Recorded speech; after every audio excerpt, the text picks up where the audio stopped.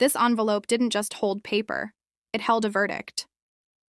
My mother slid it toward me across the white tablecloth, her diamond ring catching the restaurant lights like it wanted attention more than she ever gave me.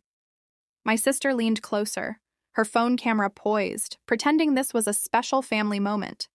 Even the string quartet behind us faltered mid-note, like they too sensed something breaking. Inside that envelope wasn't money or a card. It was a document, a statement signed by all of them, a disownment letter, my graduation present. I folded it once, twice. No tears, no scene, just silence and the faint rustle of paper against linen. They thought this letter would define my ending. They didn't realize it would mark their own. Stay until the end. You'll see how silence rewrites everything. Growing up, I learned love in our home had fine print. My father, Richard Bell, believed affection was something you earned through results. My mother, Veronica, saw it as presentation, how things looked under soft lighting. And my sister, Lila, was their perfect hybrid, polished, successful, and always camera-ready. At dinners, my mother's introductions became small performances. Lila's a corporate attorney in New York, she'd say with pride, her hand resting on my sister's shoulder like a trophy. Then her smile would dip into a softer, apologetic curve. And this is Emma. She's still finishing school. That same pause every time. That same polite pity in the guest's eyes. I learned to smile back, quiet and controlled. Predictable. Our dining room always smelled like polish and expectation. The chandelier scattered light across crystal glasses like broken halos. My father talked about profits and portfolios. My mother rehearsed gratitude for donors who mistook vanity for generosity. Lila thrived in that world, every laugh calculated, every compliment rehearsed. I used to study her like data, noting which tilt of the head won praise, which silence earned approval. I, meanwhile, worked nights at a small cafe near campus. The espresso machine hissed louder than any voice at home. I liked that. There, success was simple: make good coffee, spell names right, keep customers happy. No legacy, no performance, just honesty. One Sunday, I returned from a long shift, apron still in my bag, and found my family at the kitchen counter. My father was pouring wine, Lila typing away on her laptop. "We were just discussing you," he said, his tone formal, like I was a quarterly report. "Lila thinks you're wasting your time behind a coffee counter." Lila didn't look up. "It's not wasting time, Dad," she said. "It's character building." Her smile didn't reach her eyes. I laughed lightly, pretending it didn't sting. "I'm funding my own tuition," I said. "Degrees don't pay bills, Emma," my father replied. "Numbers do, remember that." I wanted to remind him that I understood numbers better than most people in that house, that my algorithms could predict market outcomes more precisely than his so-called analysts. But his focus had already drifted back to Lila. After that, I stopped trying to join their conversations. I started observing instead, recording behaviors like a quiet researcher in her own family experiment. Then came the scholarship. A national research grant, competitive, prestigious, something that should have mattered. I forwarded them the email and attached the press release. 6 hours later, my mother replied, "So proud of you, sweetheart. We have a charity gala tonight. Can we post about it tomorrow?" They never did.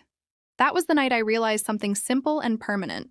In my family, attention was a limited currency, and I was always the unpaid intern in their empire. 2 days before graduation, a message appeared in the family group chat. A reservation link, Maison Vert, pre-graduation dinner for Emma. The note below read, "Dress appropriately." No heart emoji, no excitement. When I clicked the link, the guest list read, "The Bell family, Richard, Veronica, Lila." My name wasn't on it. That omission wasn't an accident. It was a reminder. An hour later, Lila texted privately, "Don't overthink it, it's just formatting." Formatting. The word repeated in my mind like static. That was exactly how they saw me, an optional variable in their perfect layout. That night, I sat at my desk. The city lights flickered against my window like restless thoughts.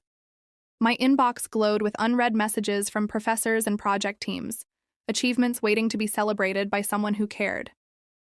I scrolled through old family photos, beach trips, fundraisers, birthdays. In every picture, they were centered, confident, luminous, and me, always near the edge of the frame, half lit, half seen. It wasn't a new pattern.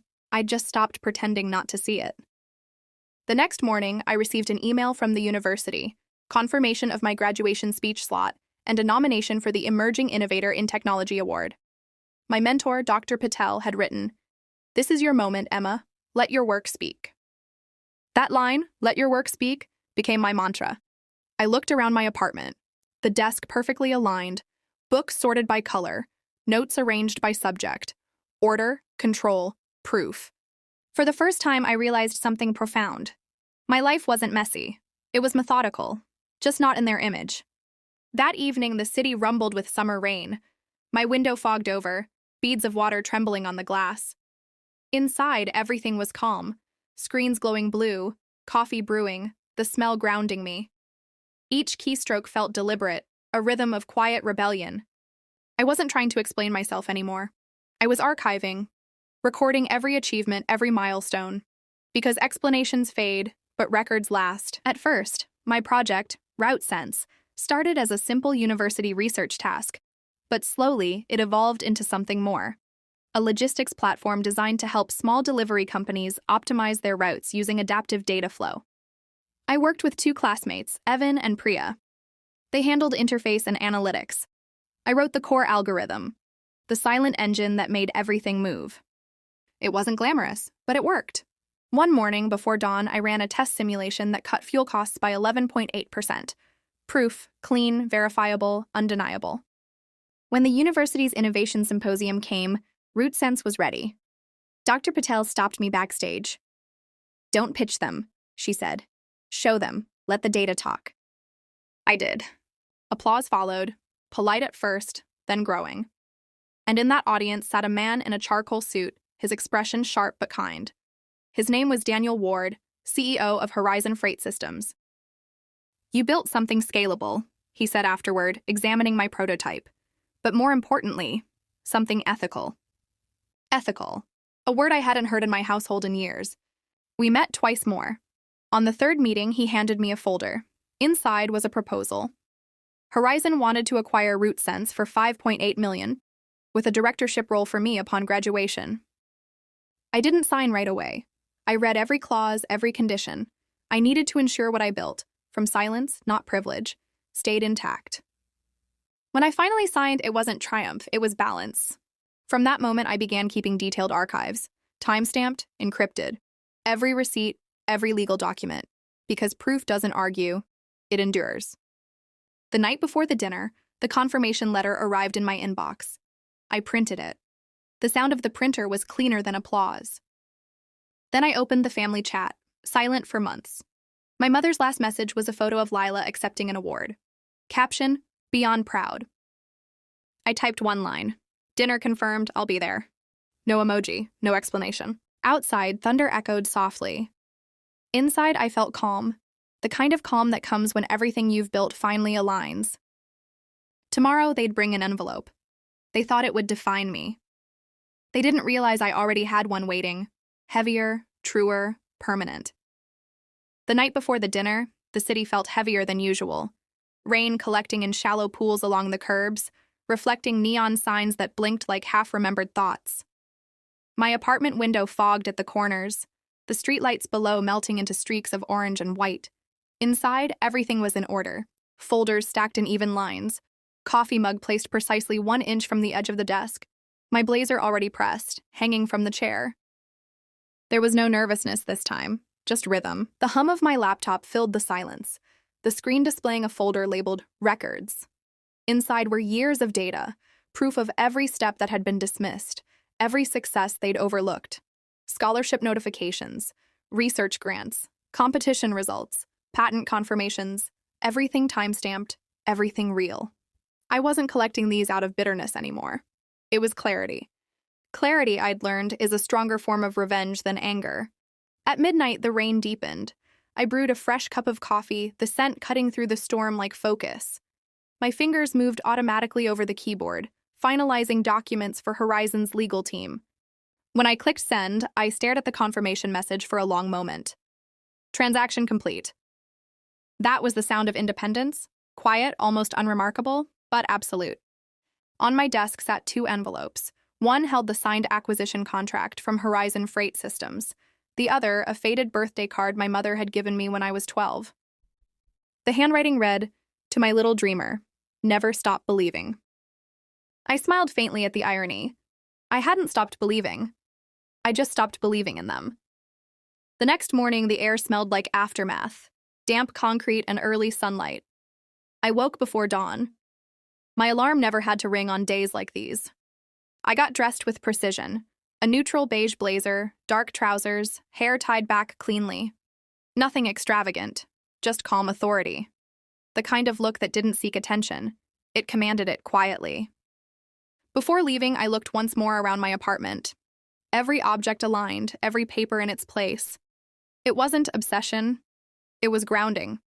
Proof that the chaos they once defined me by no longer existed here. As I locked the door, the echo in the hallway reminded me how silence can sound like strength when you own it. The cab ride to the restaurant cut through the city's pulse. Horns, wet tires, chatter of early commuters. My reflection in the cab window looked steady, composed. For the first time, I saw someone who no longer needed to prove she belonged anywhere.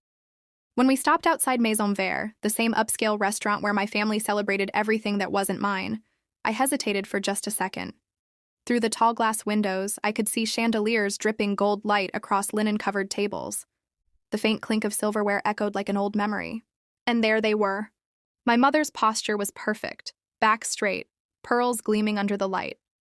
My father sat beside her, expression locked in its usual seriousness, phone near his plate as if a business alert might matter more than a conversation. Lila, of course, sat opposite them, scrolling through her phone camera, probably crafting the perfect family dinner post. For a moment, I almost laughed. They hadn't changed a bit. Inside, the hostess greeted me politely. "Good afternoon. Reservation name?" "The Bell family," I said, my voice steady. Her eyes flicked to the screen. "It says 3 guests." "Yes," I replied. "They're expecting me." A small, puzzled nod. And then she led me to their table. "Emma!" My mother's tone was sugar-coated, too sweet to be sincere. She reached across the table as though this were some joyful reunion. "You look wonderful, darling." "Thank you," I said quietly, taking the empty seat. A server approached almost immediately, placing a pristine white envelope beside my plate. My father cleared his throat, his tone carrying that same rehearsed authority. "We have something important to share," he began. My mother's smile widened. "From all of us." Lila lifted her phone slightly, making sure the camera caught everything. The table setting, the family, the gesture. The perfect performance. I looked down at the envelope. My name was written in elegant cursive, Emma Bell. I opened it. The paper was thick, formal, printed in legal language. "We, the undersigned, release and relinquish all familial obligations and ties with Emma Bell, effective immediately. Signed, Richard Bell, Veronica Bell, Lila Bell." Their initials looked almost decorative, looping and flawless. I could tell they'd practiced those signatures more than any apology. It was a disownment letter, their final act of control disguised as grace. I folded the paper once, twice, then placed it neatly beside my spoon. "Thank you," I said. 3 faces froze. Lila blinked first. "You're thanking us?" I met her eyes. For clarity. The silence that followed was heavier than any argument. My father's jaw tightened. My mother's fingers trembled slightly against her wine glass. Lila's phone, still recording, lowered an inch. "Emma," my mother started softly. "You don't need to." But I was already reaching into my bag. I pulled out the folder. Light gray, the same color as the one Daniel Ward had given me weeks ago. I placed it on the table, sliding it toward them with quiet precision. "What's this?" my father asked. "Proof," I said. My mother hesitated before opening it. The Horizon Freight Systems letterhead gleamed under the restaurant lights. Beneath it, Acquisition Agreement, RouteSense Technology. Director of Data Operations Emma Bell. My mother's lips parted, but no sound came out. My father leaned forward, scanning the document, his eyes narrowing at the numbers printed in clean black ink. "This is your company?" he asked. I nodded. "Was. Until last week. It's now part of Horizon Freight Systems." Lila's voice trembled slightly. "You sold it?" "I built it, then I sold it," I said. "The difference matters." The table stayed quiet except for the faint hum of the restaurant's air system. Somewhere behind us, the string quartet changed to a slower tune, completely unaware they were scoring an ending. My mother's eyes flicked across the paper again, as if rereading it might change what it said. "We didn't know." "I know," I replied. For once her voice faltered. "Emma, why didn't you tell us?" "Because you would have found a way to make it about you." Lila swallowed hard. Her phone was still in her hand, the recording light long gone. My father finally spoke, his voice low. "This is impressive, but you could have involved us. We have resources." "I didn't need resources," I interrupted. "I needed room." No one spoke after that. The silence stretched, brittle as glass. I stood, smoothing my blazer. The envelope they'd given me remained on the table, the words "relinquish all ties" staring back like a relic from another life. "You can keep the letter," I said. "I already have my own." The irony landed quietly but perfectly. Then I turned and walked toward the exit.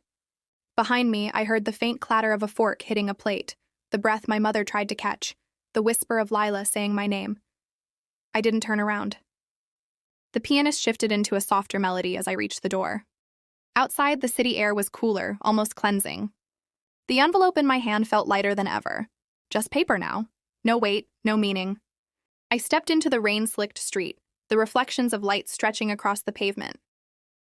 Somewhere, a cab horn sounded, sharp and distant. I took a long breath. That sound of that pause was freedom. I woke up to the sound of a door creaking open and the faint smell of bleach burning my nose. My head throbbed as if a hammer was trapped inside my skull. When I tried to move, a sharp pain shot up my right arm. It was bandaged tightly. My surroundings were unfamiliar. A dimly lit room with cracked walls, a single window boarded from the outside, and a metal chair that looked out of place, positioned directly across from the bed I was lying on. Then I saw her. Mom sat there, hands folded in her lap, her expression unreadable. Her once rosy face was pale, lips trembling as if she had aged years overnight. "Mom!" My voice was hoarse. "Where are we?" She looked at me for a moment before whispering, "Safe. For now." Safe? The word didn't fit the room. It looked like an abandoned storage cabin. I struggled to sit up. "Safe from who? Kenneth? He's not." She cut me off sharply. "Don't say his name." Her voice cracked midway, and I saw it, the exhaustion in her eyes. The woman who once kept our family from falling apart now looked like she had nothing left to hold on to. After a long pause, she said, "I thought I could protect you by keeping secrets, but I see now that silence only feeds monsters." I didn't understand what she meant, not yet. But the way her hands trembled when she handed me a glass of water told me that whatever was coming next, it wouldn't be easy to hear. Later that night, as the wind howled through the broken cracks in the wall, Mom finally spoke again. Her tone was low but steady, the voice of someone reliving buried memories. "When your father left, I thought that was the worst pain I'd ever feel. But Kenneth..." She took a shaky breath. "Kenneth learned too much from him. The manipulation, the greed, the way they make you feel guilty for their wrongs." I listened, frozen. She continued, "That inheritance your grandfather left, it wasn't just money. It was a clause in his will. It could only go to the family member who proved to be morally fit to handle it. Kenneth knew he could never qualify, not with his record, so he made it his mission to make you look unfit." It hit me like a punch. All those years of him trying to guide me, sabotaging my choices, controlling my life, it had never been brotherly concern. It was strategy. "Mom, why didn't you tell me?" She looked at me with tears that refused to fall. "Because he threatened me. Said if I ever revealed the truth, he'd take everything. The house, the business, even your safety. He wasn't bluffing, darling. You saw what he's capable of." For a moment, I couldn't breathe. The pieces fit together too perfectly.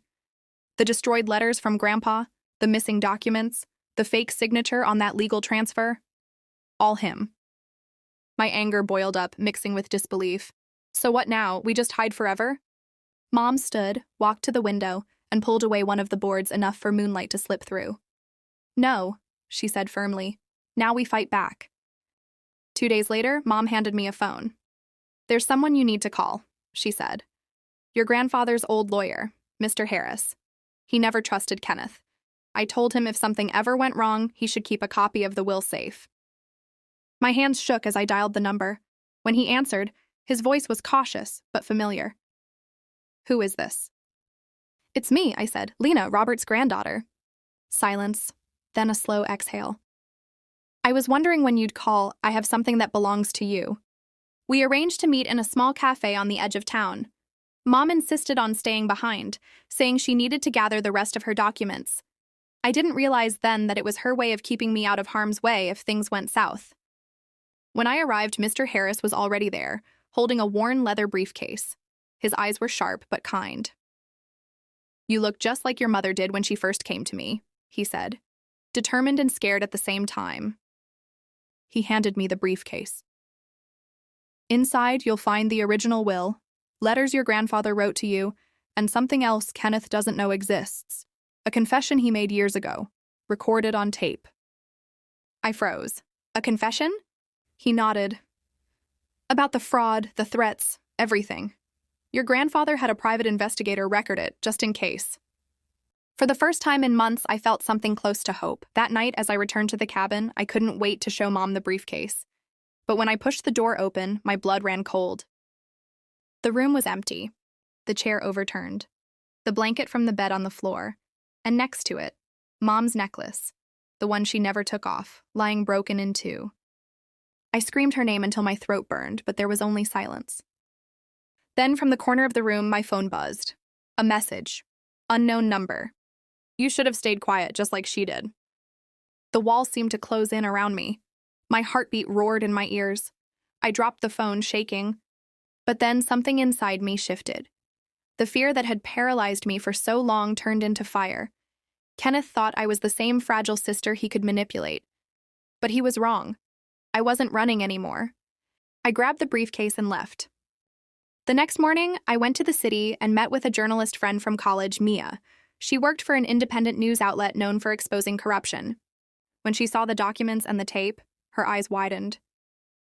"This is enough to ruin him, legally and publicly," she said. "But you have to be ready. He'll come for you." "I'm not afraid anymore," I told her. "He already took everything once. I'm not letting him do it again." We spent hours reviewing evidence, recording a statement, and setting a time for the article's release. By the time I left her office, the sun was rising, a pale orange glow breaking through the skyline. I felt strangely calm. For the first time in years, I wasn't reacting. I was acting. As I walked down the street, my phone buzzed again. Another message. This time, a video. It showed Mom, tied to a chair, gagged, her eyes wide with fear. Kenneth's voice in the background.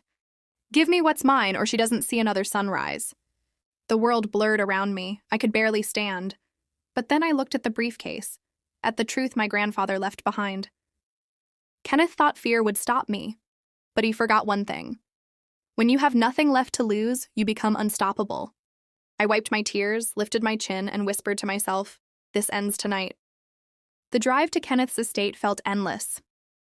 The road twisted through the woods like a black ribbon under a dying moon. My hands clenched the steering wheel so tightly that my knuckles turned white. The briefcase sat on the passenger seat, its leather edges catching the dim light. Inside it was everything. Proof of his lies, the key to his destruction, and possibly the last hope to save my mother. I'd told no one where I was going. Not Mia, not the police, not anyone. Kenneth had always played dirty, and I knew any interference might cost Mom her life. This had to end face to face. When I reached the old mansion, the gate was open, swinging slightly in the wind. He was expecting me. Of course he was. I parked near the front steps and stepped out slowly, my boots crunching on the gravel. Every shadow felt alive, every sound sharpened by adrenaline. I gripped the briefcase tighter and pushed the door open. The house smelled of polished wood and deception. The same home where we'd once celebrated birthdays now turned into a battlefield. "Kenneth!" I shouted, my voice echoing off the marble walls. "You wanted me? Here I am!" A slow clap came from the staircase. He descended one step at a time, wearing a black suit like he was hosting a funeral, maybe mine. "Little sister," he said with a smirk. "You've grown brave. Or maybe just stupid." "Where is she?" He tilted his head. "Safe, for now.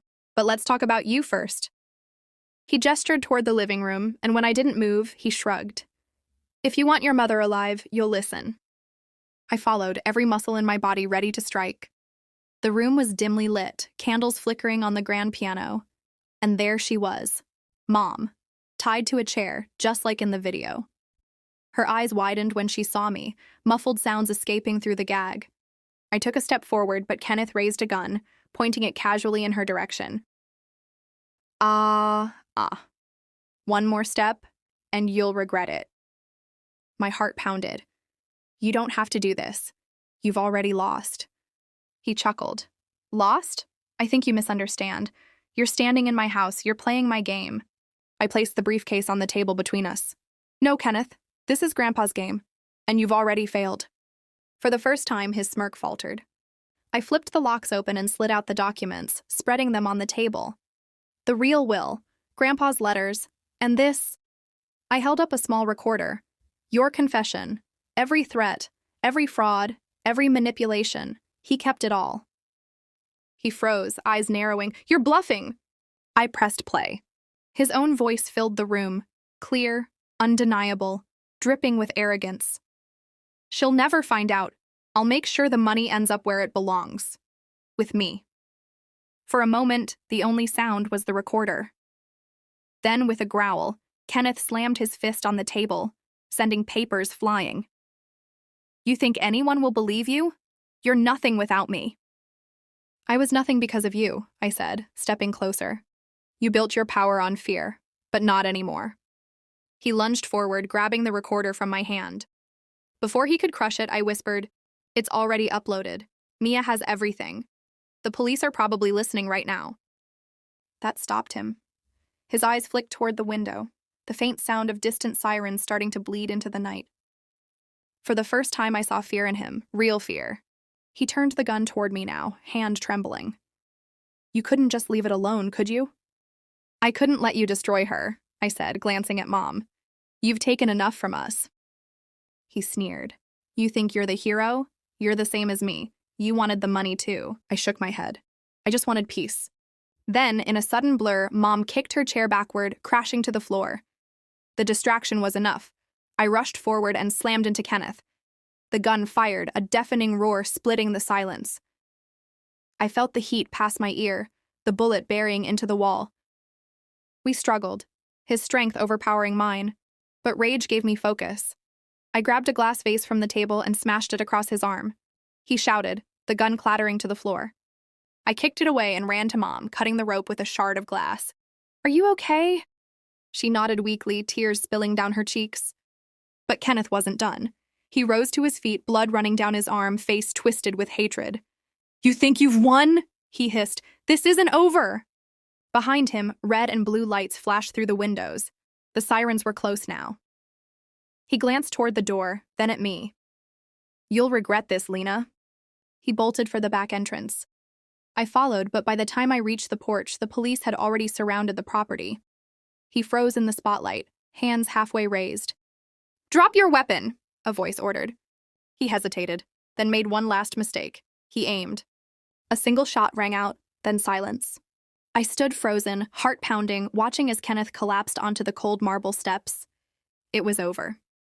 Hours later, I sat in the back of an ambulance, Mom wrapped in a blanket beside me. The police collected statements, evidence, everything. Mia arrived too, looking pale but relieved. The story's everywhere, she said softly. People know the truth now. Your grandfather's legacy is safe. I nodded, staring at the horizon where dawn was breaking. It's not about the legacy anymore, I said. It's about ending the cycle. Mom squeezed my hand. You did what I couldn't. You stopped him. For a long time, I didn't answer. I was exhausted, hollow, but beneath it all, there was something new. Peace. Weeks passed. Kenneth's crimes filled the news. Fraud, extortion, attempted murder. The recording and documents sealed his fate even after his death.